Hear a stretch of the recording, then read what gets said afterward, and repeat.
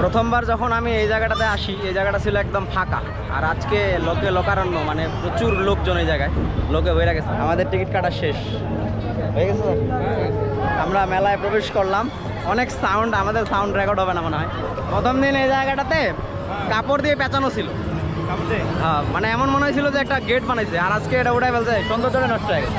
প্রথম দিনের সৌন্দর্যটাই সুন্দর ছিল। স্যার আসেন আজকে পাঞ্চিং করি, ওই পাশে আছে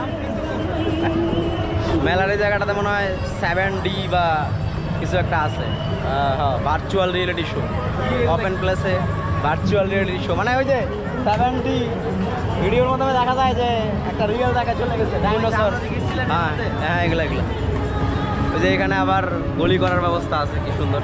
আমরা আজকে পাঞ্চিং করবো, আজকে আমরা বক্সিং করবো এখানে। টিকিট কাটা লাগে কোথায়? কয় টাকা করে? 20 টাকা স্যার নেন। বুঝলে আছে আমাদের কেউ আছে?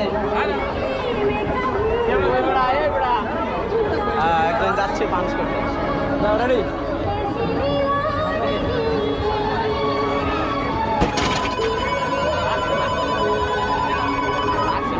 Sir ready? দেন আমাকে দেন।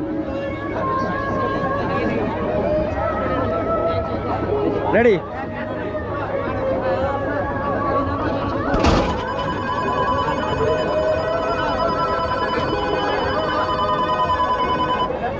ও 891।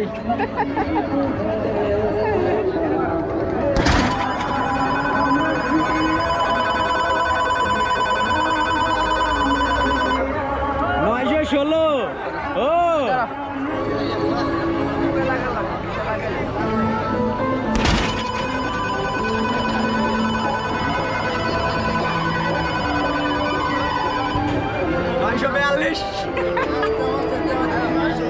সত্যি কথা বলতে এই পাঞ্চিং করা ছাড়া আর কোনো টাস্ক আমি এনজয় করিনি। ওখানে খুব বাজেভাবে জোরে জোরে গান বাজতেছিল, যার কারণে খুব বেশি সময় ওখানে কাটাইতে পারি নাই। এমনকি ভালোভাবে বসার একটা জায়গাও নাই যেখানে বসে চা খাইলে সবার সাথে একটু আড্ডা দেওয়া যাবে। এইখানে আমরা বন্দুক দিয়ে বেলুন তাক করবো। বেলুন 10 গুলি 30 টাকা, ওই যে লেখা আছে 10 গুলি 30 টাকা। এত বেশি কেন? আচ্ছা 20 টাকা ছিল।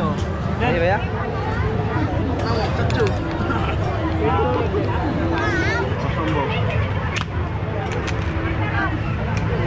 মেলায় জলযন্ত্র একটা টেডি বিয়ার পাইলাম।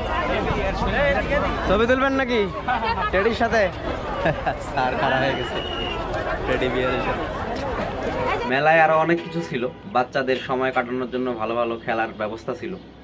ভিডিও এখানে শেষ করতেছি, বাকি অংশ আপনারা এনজয় করতে থাকুন।